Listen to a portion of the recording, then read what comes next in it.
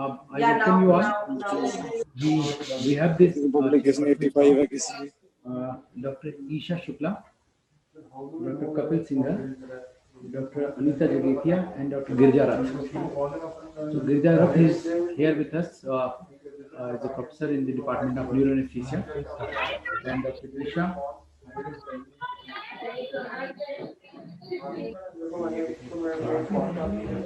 I welcome you all of them are there, and hand over the stage to the chairpersons who will invite the presenters.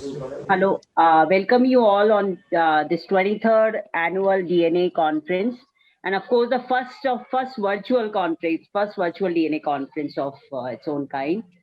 And without wasting time, I think we should start because there are 12 posters in this session in an hour session.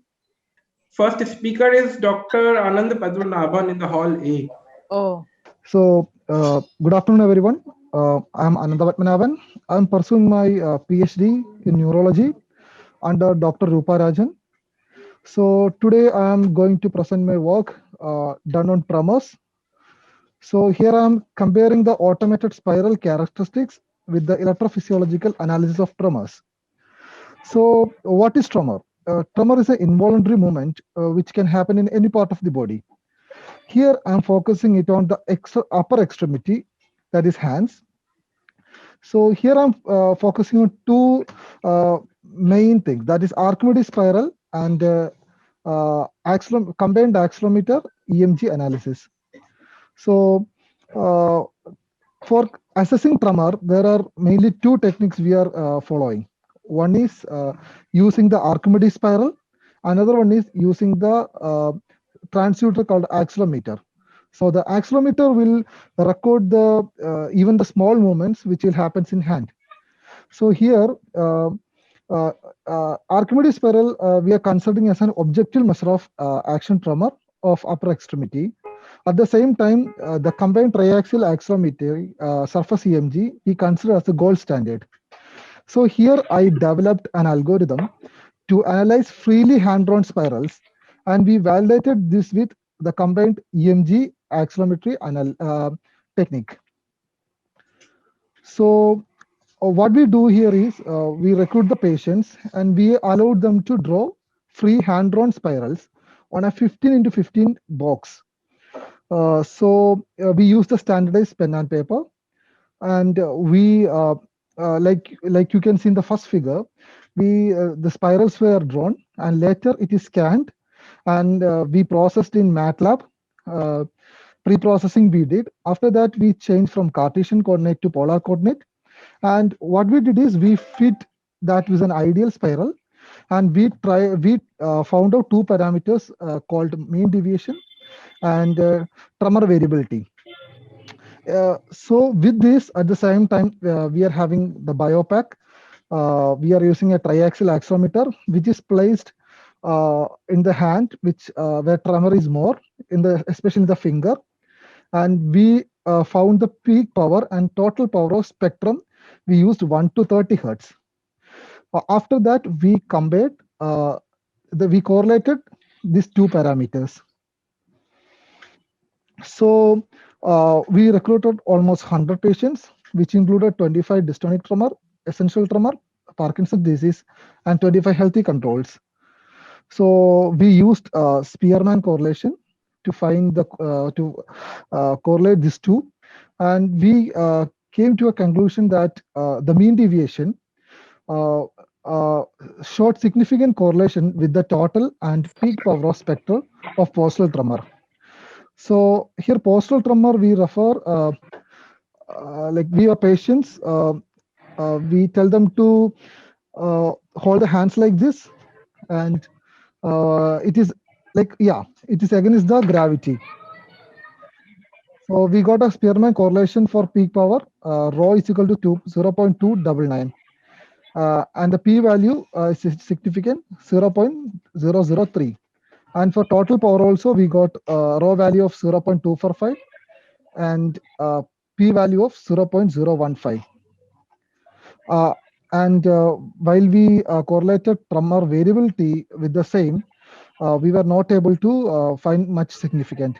where we got raw value of minus 0.172, and for total power we got minus 181.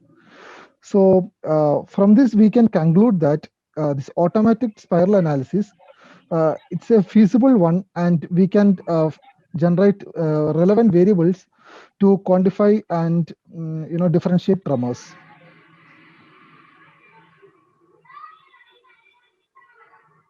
Thank you.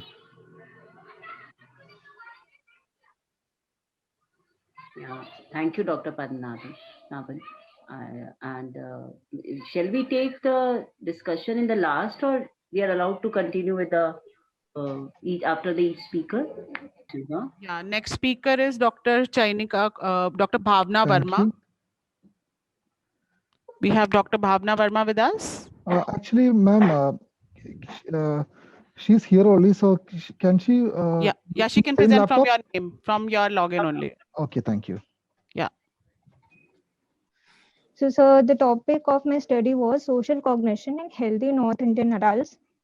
And so I'll be starting by giving a brief introduction about this. Social cognition encompasses a range of cognitive functions that govern our daily interactions with others. Socrates is a validated tool for social cognition in Indian setting. Socrates includes theory of mind, FOBA recognition test, internal personal situational and attributional questionnaire, and social cue recognition test adapted for the Indian cultural settings.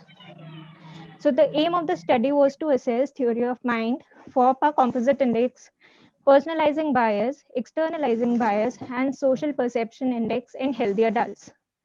The other objective of the study was to assess the feasibility of administering Socrates through virtual platform.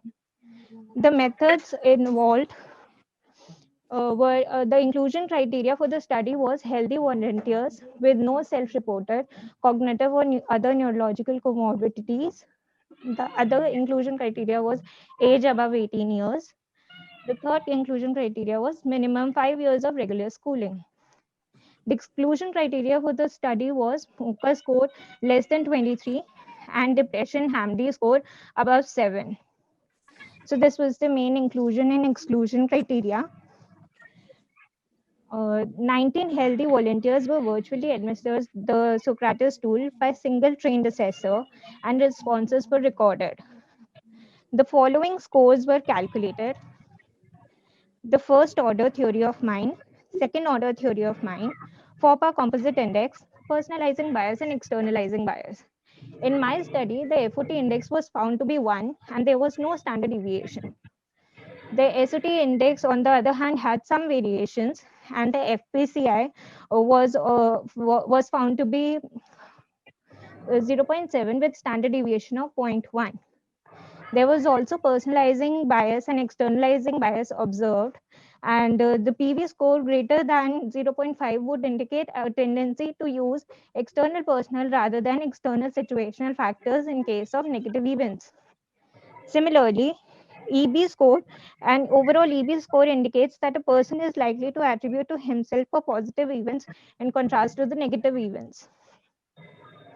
So this was the main results that were obtained. And then moving on to the conclusion. The conclusion of the study was it is feasible to administer the Socrates tool virtually, and consistent results were obtained from previous studies in the North Indian population. What is your theory that the scores can differ? Or? I have done this study in controls.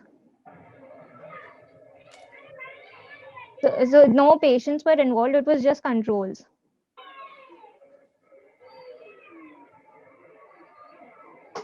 So my question was controls, but virtual versus non-virtual scoring in the same patient or the same group set of patients. It was just virtual scoring, and I did not perform any non-virtual scoring. So it was just to see if it is feasible to administer this questionnaire, because it's very time consuming. Is it feasible to carry out these questions over the virtual platform? So that was the main criteria. And due to this pandemic also, it's more feasible to carry out over virtual platform. It's contactless, and there are less chances of getting COVID or any infectious disease. Thank you, Dr. Bhavna. Any Okay. other questions from you? Yes, I think we should go for the next speaker. We'll have Dr. Love Bansal is here. Dr. Chainika is not here, so we'll go with Dr. Love Bansal.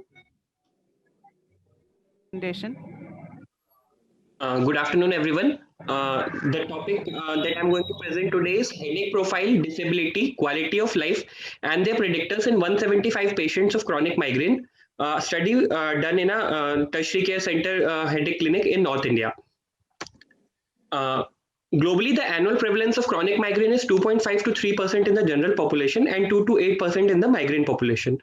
Data regarding this in the Indian population is sparse. To study the clinical profile, the aim of the study was to study the clinical profile, headache-related disability, migraine-specific quality of life in chronic migraine patients presenting to a tertiary care headache clinic, and to find the predictors of disability and quality of life. This was an observational cross-sectional study of 175 consecutive chronic migraine patients. A structured performer was used, and Hindi validated questionnaires for HIT score, MIDAS score, and MSQL score were used. The mean age of our patient population was 33 years, and the mean duration of chronic migraine was 1.2 years. 95% of the population was female. Family in 30% patients. Migraine with aura was present in 4.6% patients, and 52% patients had medication overuse headache. The location of headache was holocranial in 70% of the patients. Throbbing was the most common headache characteristic found, that was present in 95.4% patients, and allodynia was present in 33% patients. The most sensitive predictor of chronic migraine was aggravation by physical activity among the systemic features, which was present in 99.4% of patients. The main triggers which we saw were light as a trigger was present in 62% patients, while travel was also present in 62% patients. Mean migraine days were 17.4 days, mean headache days were 25.1, mean acute analgesic days were 15.5 days, and mean VAS score was 5.8. For disability, we used HIT score, which was 63.4 in the patient population, and for quality of life, we used a composite MSQL score, which was 63.2. 45% of our patients had somatization disorder, and nearly 30 to 40% patients had depression. We found that migraine days, acute analgesic intake days, and VAS score were the predictors of HIT6 on univariate analysis. However, on multivariate analysis, the only independent predictor of HIT6 disability was VAS score. For MSQL also, migraine days, acute analgesic intake days, and VAS score were found to be the predictor of univariate analysis. But on multivariate analysis, migraine days were the only predictor, independent predictor of the quality of life. In conclusion, chronic migraine patients were highly disabled with poorer quality of life. Headache severity in migraine days independently predicted worse disability and poor quality of life. This suggests that these patients should be treated very aggressively with a focus on reduction of their headache intensity in addition to the reduction in migraine days. Thank you.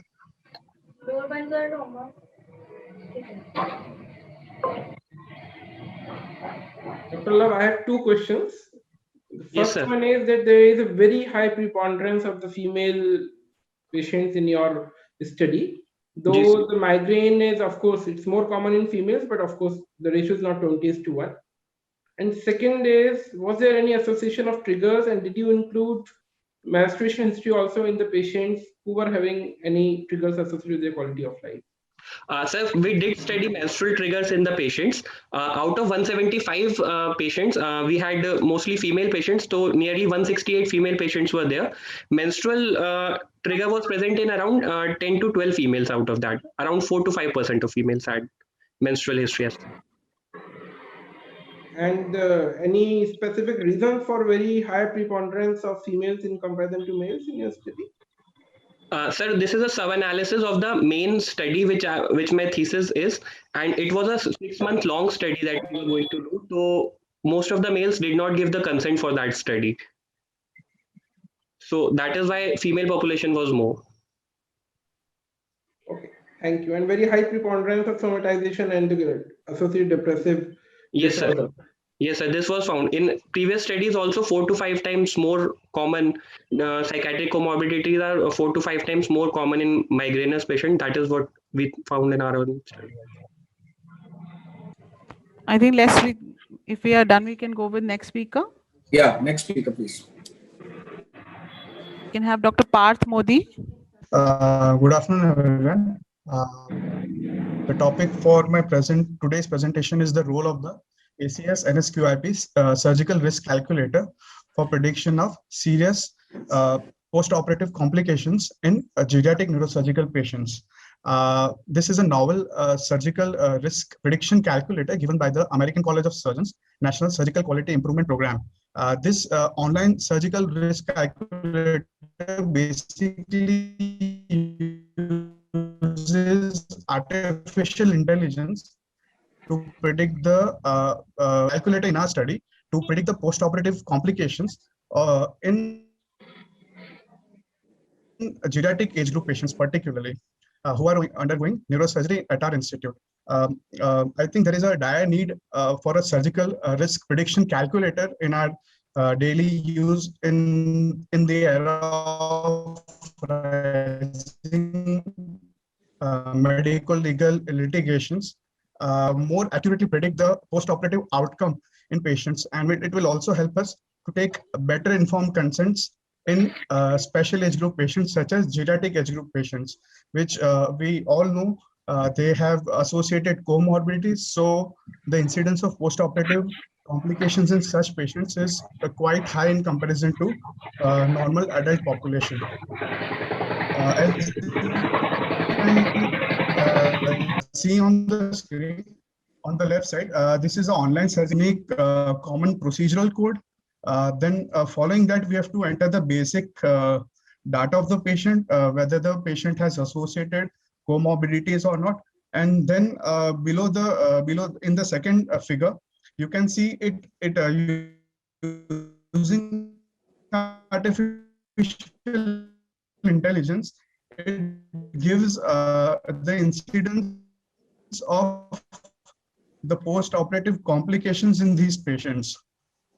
So we have used this calculator in prediction of serious post-operative complications. We have also conducted this study. The main aim of this study was to study the spectrum of the diseases for which the geriatric age group is undergoing neurosurgery, firstly, and secondly, to use this calculator for prediction of the post-operative complications. That is, the complications predicted by this calculators are mainly non-neurological complications.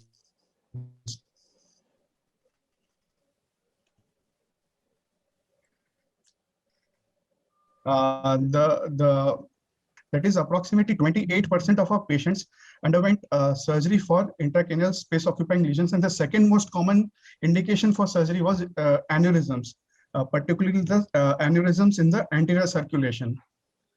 In our study, the mean age of the patient was 69 years with a standard deviation of 5.1 years among students. About 35 patients, that is 28% of patients underwent neurosurgery for this indication. Amongst these 35 patients, there were 30 patients who underwent neurosurgery for supratentorial tumors, and only 5 patients were operated for infratentorial tumors. Now, assessing the results, what we found was the preoperative functionality, that in what status. Yes, coming to the results, what we found was the preoperative functionality. The preoperative functionality of the patient, whether the patient was dependent or he was partially dependent or independent, and the ASA class of the patient, whether the patient has systemic sepsis or not, whether the patient was ventilator dependent or not, or whether the patient had associated comorbidities, they were all associated with greater incidence of postoperative complications. Now, coming to the main results, among the 35 patients undergoing surgery for intracranial space occupying lesions, approximately 14.3 patients developed serious post-operative complications, while 9 patients developed, that is 25% patients developed complications, while the predicted rate was 12.6% for serious complications and 13.4% for all complications. And when we analyze these results, we found that the surgical risk calculator was accurate in predicting the serious complications in these patients.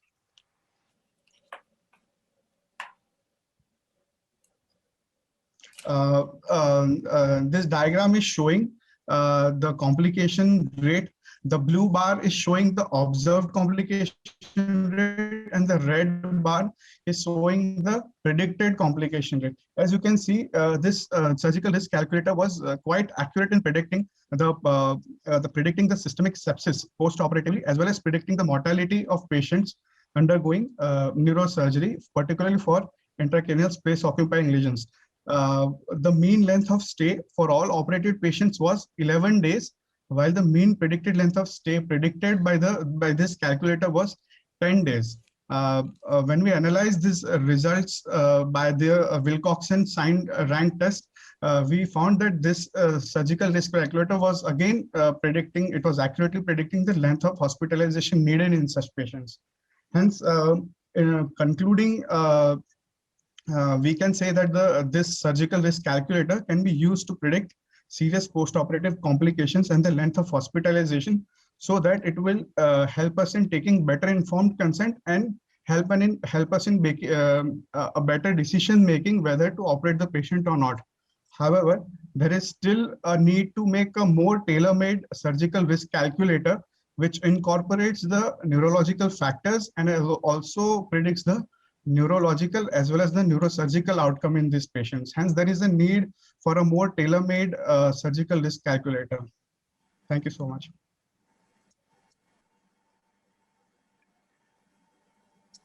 Well, I have a couple of questions. Dr. Girijarath here. I'm a neuroanesthesiologist. Yes, sir. So, has this score been validated in Indian context? And if it is so, are you using this score to find out whether some patient has to undergo surgery or not based on this scoring pattern? Sir, there are no studies currently who have studies the validity of the score in Indian scenario, and there has been no studies worldwide. Even there are no studies studying geriatric populations. Yeah, but this has been validated in other age groups, yes, probably. Yes, sir. It has been validated particularly in spine surgery and oncological surgeries, particularly colonic cancers and pancreatic carcinoma surgery. It has been validated, and there has been it has proved to be valid in some context. Okay, thank you. It is open to the house also. Anybody from the house wants to ask? Yeah, Parth, was there any difference between the prediction between the open surgery versus the minimal invasive surgeries? Ma'am, we mainly took into account the open surgeries, ma'am, because there is no common procedural code for the endovascular procedures. So we have taken into account the open surgeries only, ma'am, in this study. Yes. Okay. Can you hear me? Yes, we can hear you. I'll start the sharing the screen. Can you see my screen, please? Yes, we can see your screen. Good afternoon, everyone. Myself, Dr. Rahul. Today, I'm presenting on complex large aneurysms presenting with monoocular blindness with subtle neurological deficits. And as we know that it's very uncommon to have an isolated visual symptom to be the first indication of aneurysm compressing the optic nerve. Majority of them will present with a blindness, and the recovery from the blindness is very rare. And since many aneurysms usually present in a ruptured form, so unruptured aneurysms presenting as a monoocular blindness with no neurological deficits is very rare, and it's also has to be kept in one of our differential diagnosis. So we report 3 cases. The first case is also unique among itself. It's a 25-year female patient in her second trimester presented with a complaint of right eye vision loss, decreased vision. It was finger counting at 1 meter, and it was evaluated by obstetrician, and it was and patient undergone MR angio suggestive of ACOM aneurysm, but it was not that clear. So patient was referred to us, and patient has to undergo DSA, distal subtraction angio, under fetal shielding and with minimal shoots after consent and clearance from the obstetrician. and it was suggestive of right A1 segment aneurysm, large complex aneurysm compressing the optic nerve. You can see in the operative photograph also. And this patient, before the surgery, patient became PL negative also, and the patient undergone clipping.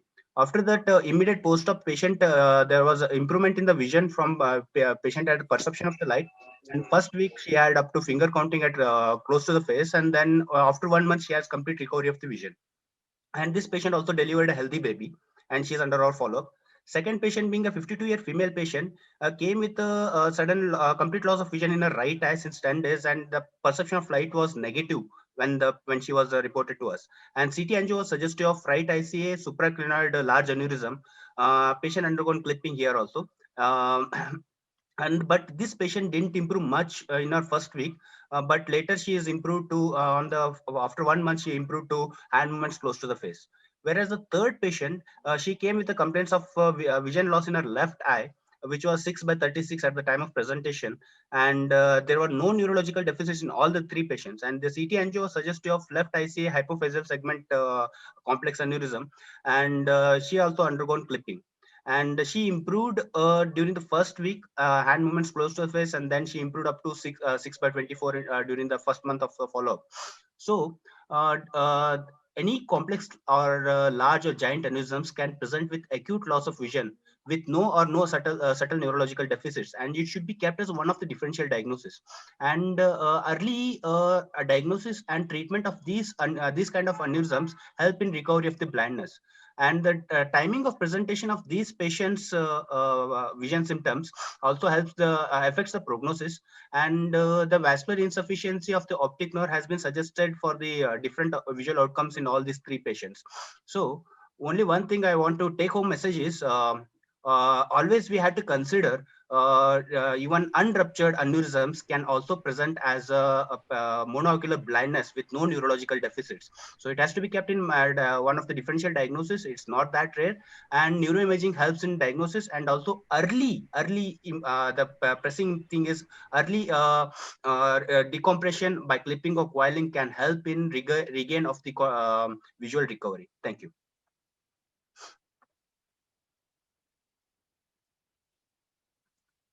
Any questions? Just one question, or rather a query.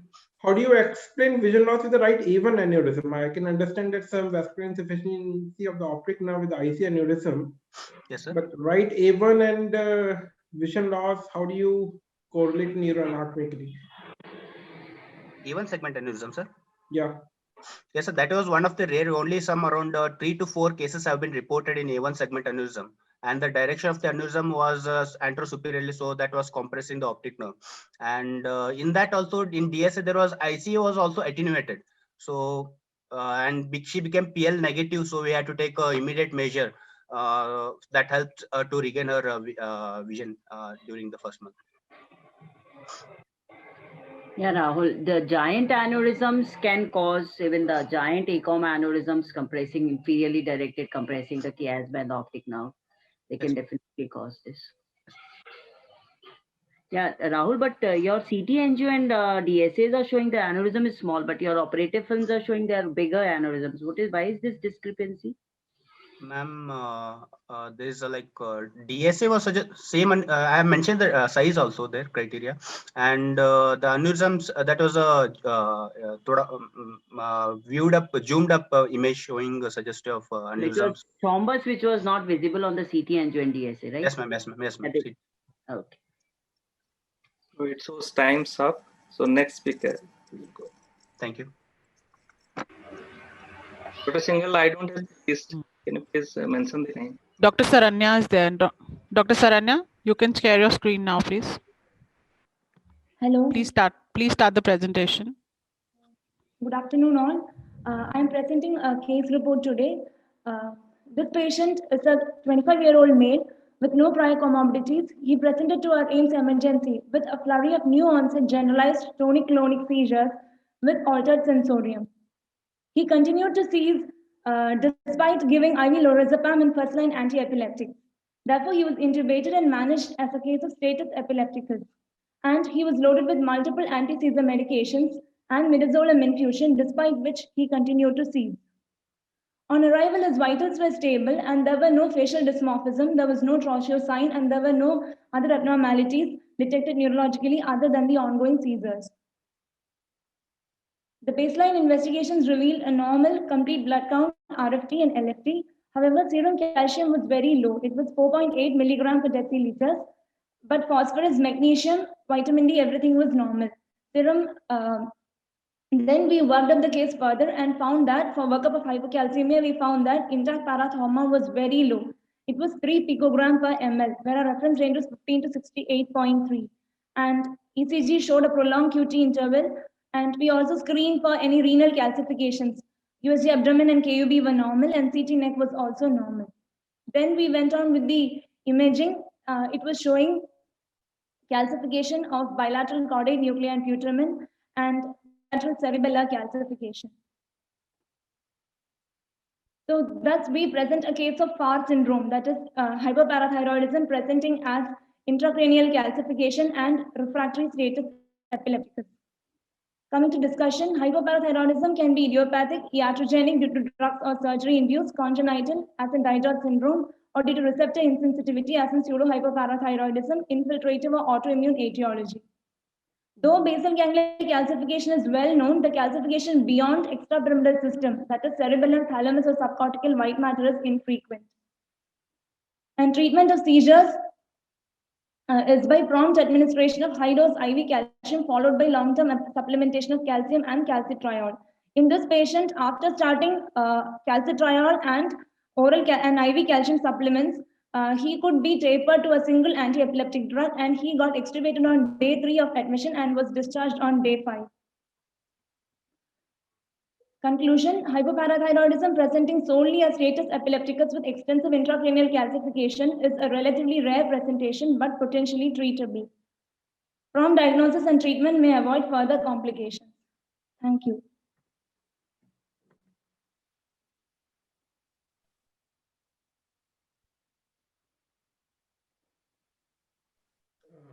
Thank you, Dr. Saranya.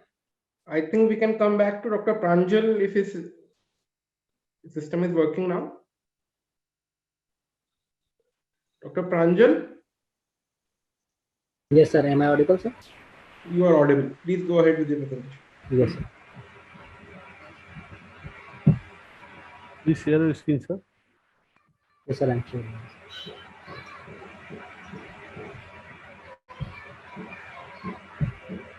So is my screen visible now? Yes. Good afternoon, everyone.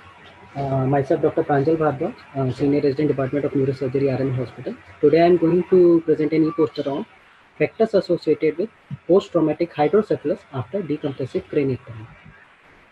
So, post-traumatic hydrocephalus affects 0.8 to 29% of patients undergoing decompressive craniectomy. It is one of the most treatable neurosurgical complications during the rehabilitation phase in patients with severe traumatic brain injury. It warrants early diagnosis and treatment so that further neurological damage in patients with severe TBI can be prevented. However, the diagnosis of post-traumatic hydrocephalus is challenging. This is because of two main reasons. First one is that the clinical features of post-traumatic hydrocephalus, they are often clouded by unresolved symptoms of the original trauma or surgery. Second is that the ventriculomegaly after decompressive craniectomy is not always indicative of hydrocephalus requiring treatment. So the proper documentation of various risk factors for the development of post-traumatic hydrocephalus may help us to predict the likelihood of its development. So the aim of this study was to study the clinical, radiological and surgical factors associated with post-traumatic hydrocephalus in patients undergoing decompressive craniectomy. Now talking about materials and methods, this was a prospective observational study. It included 40 patients with traumatic brain injury requiring decompressive craniectomy.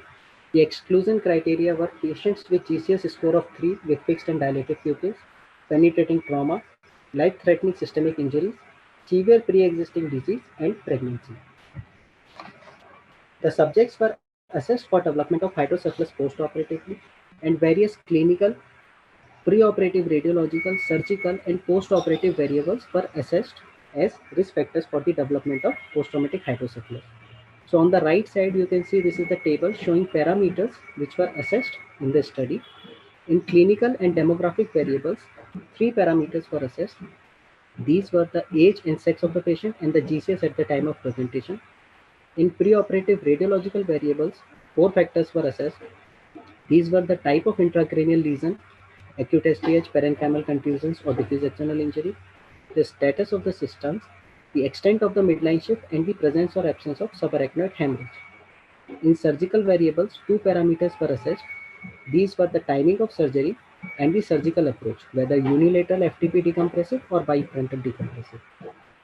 And in the postoperative variables, three factors were assessed. These were the presence or absence of subdural hygroma, interhemispheric hygroma, and postoperative meningitis. Out of 40 patients studied, 9 patients developed hydrocephalus. All patients were managed with medium pressure ventriculoperitoneal shunts. Out of all the factors analyzed, 3 factors were found to significantly increase the risk of development of post-traumatic hydrocephalus. These were the presence of subarachnoid hemorrhage in the preoperative CT scan and the presence of subdural hygroma or interhemispheric hygroma post-operatively. So 88.9% of patients with post-traumatic hydrocephalus had subarachnoid hemorrhage in the preoperative CT scan. On the other hand, only 45.2% of the patients without post-traumatic hydrocephalus had SAH in the preoperative CT scan, and the p-value was statistically significant. Similarly, 66.7% of patients with post-traumatic hydrocephalus had subdural hygroma post-operatively as compared to 16.1% patients without PTH. 44% patients with post-traumatic hydrocephalus had interhemispheric hygroma post-operatively, which was significantly more than 6.5% in patients without post-traumatic hydrocephalus.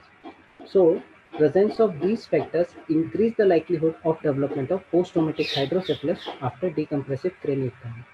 However, there is a need to undertake further studies on a larger scale to substantiate the observations of our study. Thank you.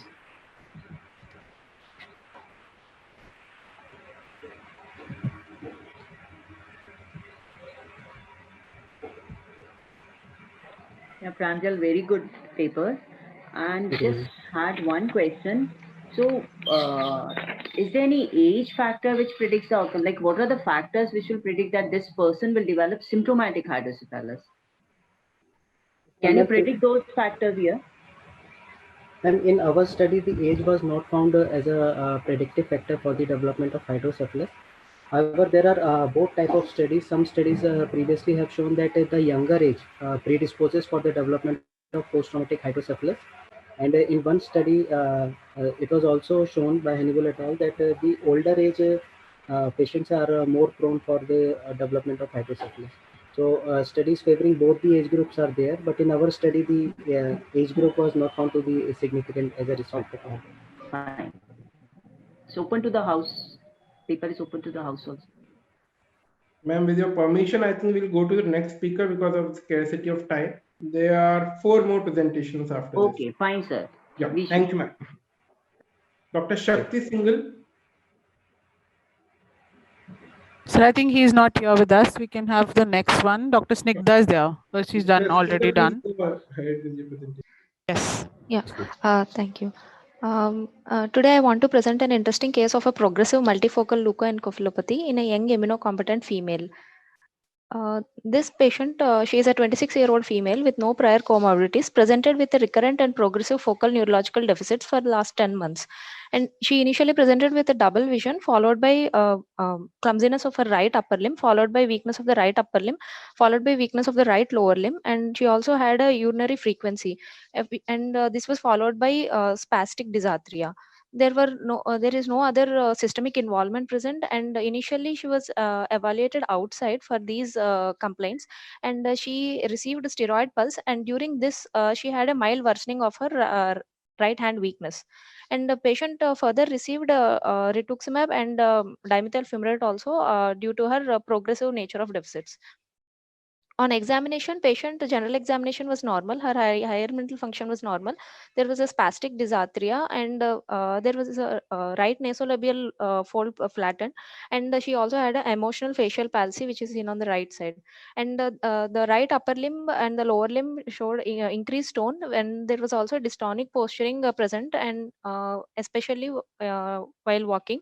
And there is also cerebellar signs present in the right upper limb and right lower limb, with positive on the pass pointing on the finger nose test, and the clumsiness is also present on the knee heel test.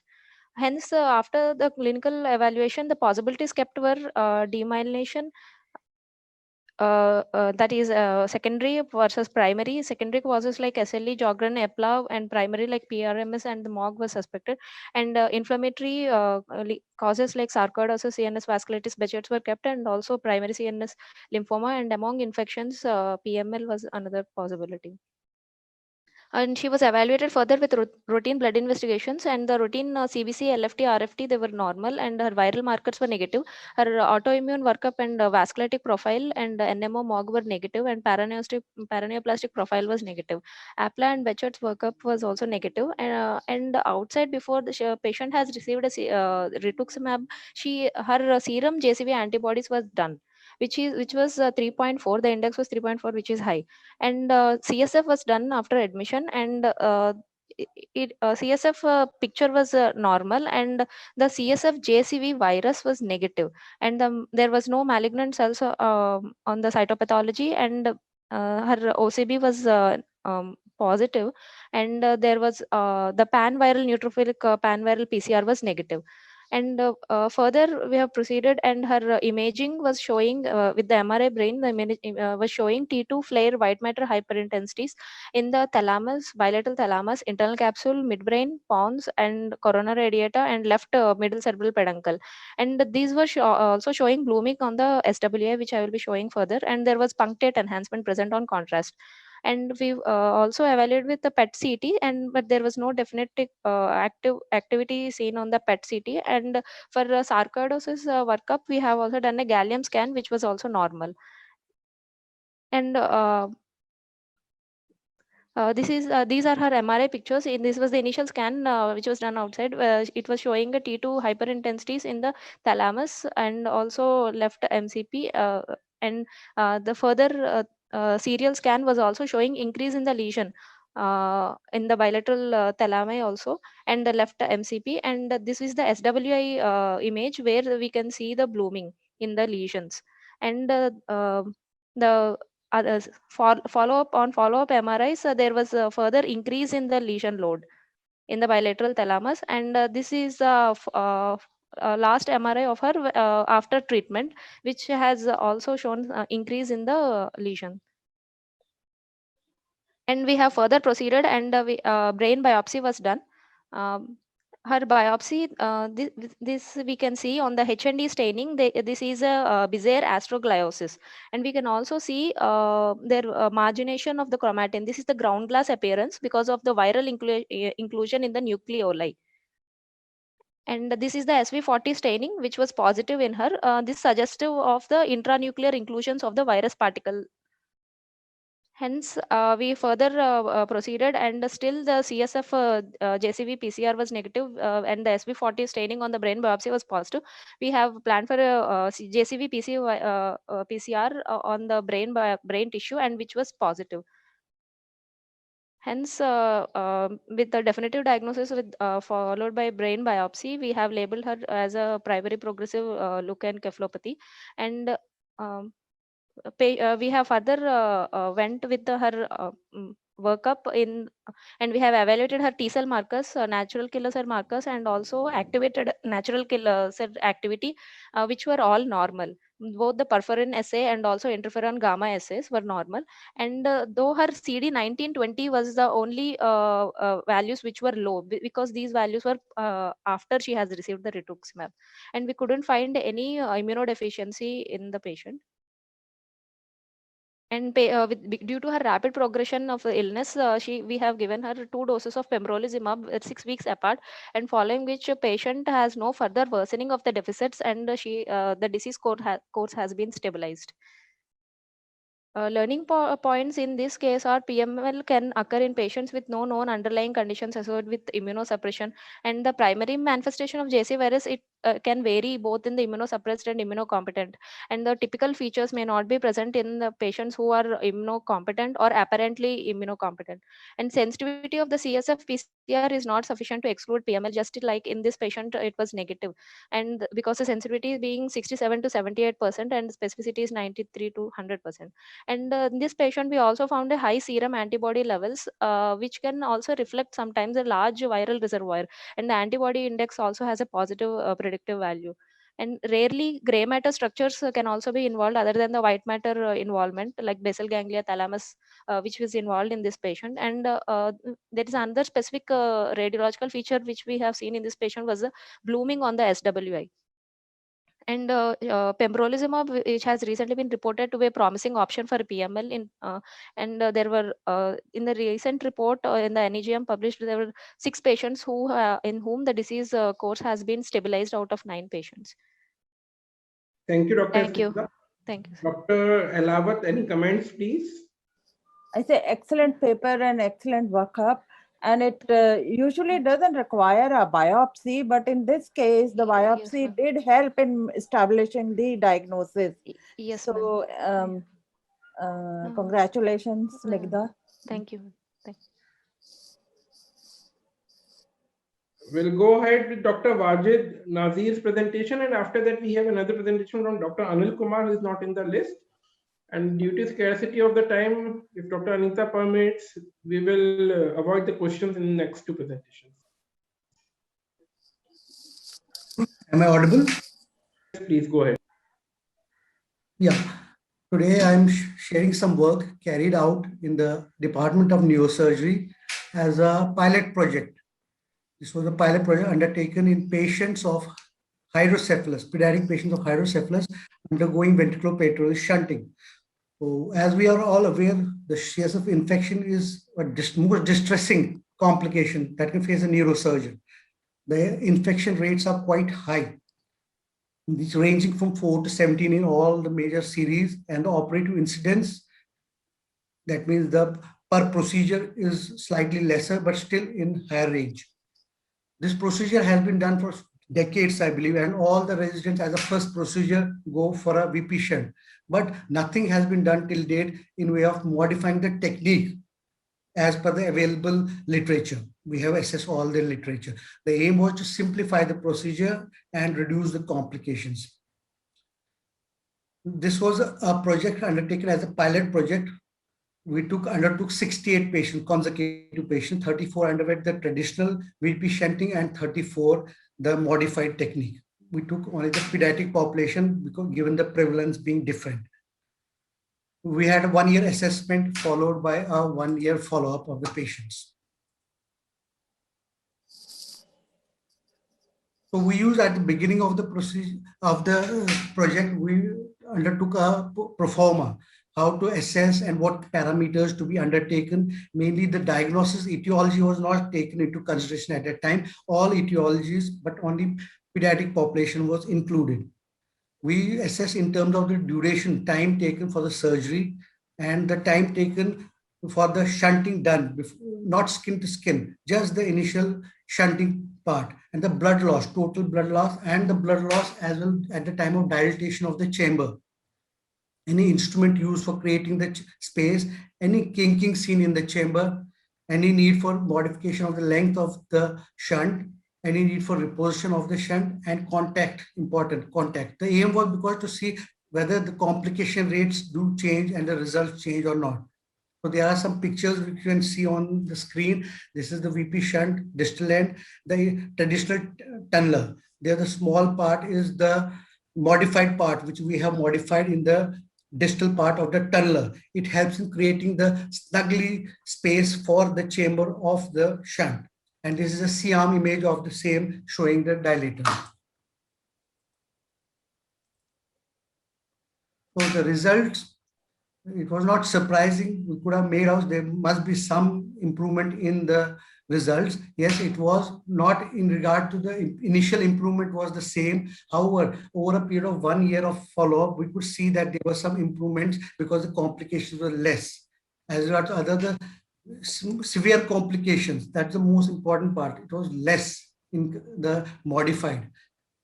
Also, a few patients we took the failed patients were undertaken to ETV. As regard the complicated redness of tract, being the skin of the pediatric patients is quite friable, it's common, and there was swelling. As you can see in a photo also, there's a swelling in the patient at the chamber site. The significance was seen in regard to the migration. We could attribute that the kinking at the level of the chamber results in fixity of the shunt and can result in migration.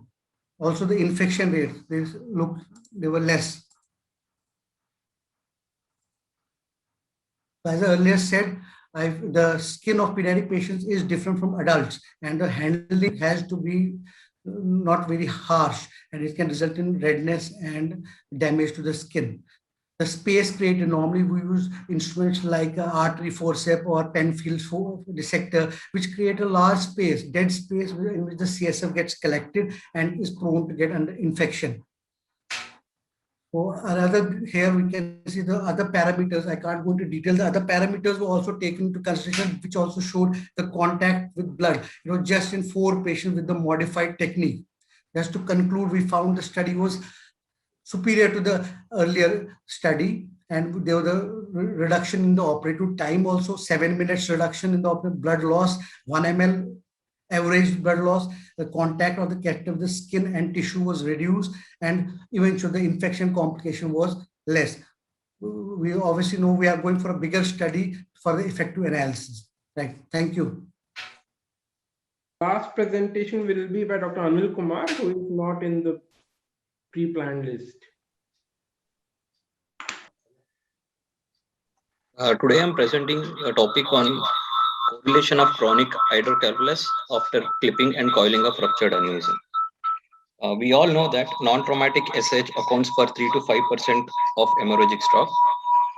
About 85% of those are caused by ruptured aneurysm. Various studies show 6 to 67% incidence of hydrocephalus following aneurysm. The location of aneurysm, presence of initial intraventricular hemorrhage are known risk factor for the development of chronic hydrocephalus. Proponents of surgical clipping of aneurysms argue lower incidence of hydrocephalus in clipping, as the fenestration of lamina terminalis and removal of blood clots decrease the chances of hydrocephalus. Due to advance in endovascular techniques, we really need a correlation between the different modalities of treatment, either endovascular coiling or surgical clipping. So in our study, our objective was to analyze the incidence of shunt-dependent hydrocephalus between the surgical clipping and endovascular coiling group. We also evaluated the variables affecting ventricle VP shunt after clipping or coiling of ruptured aneurysm.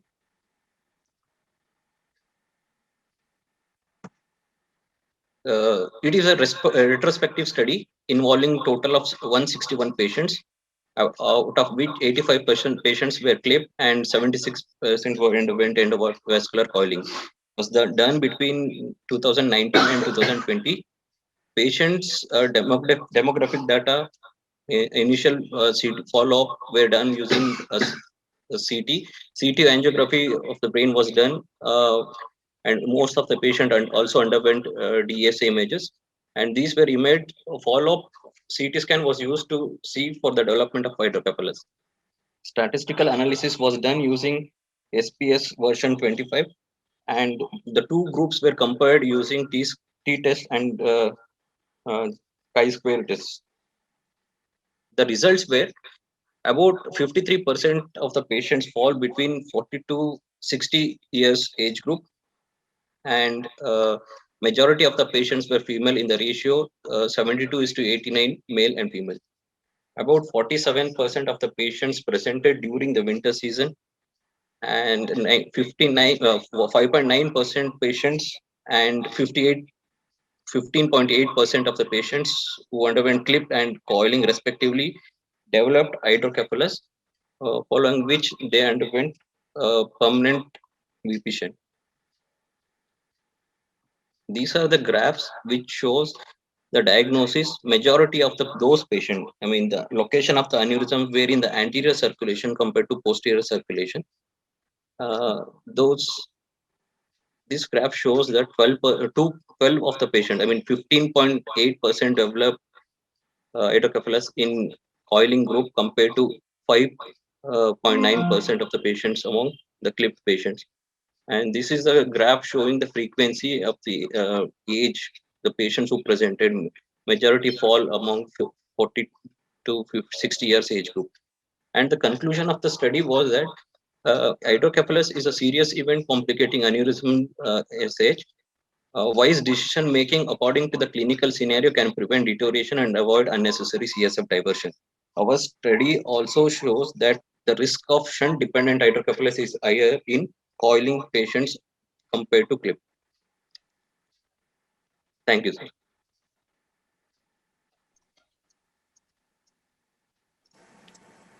Okay.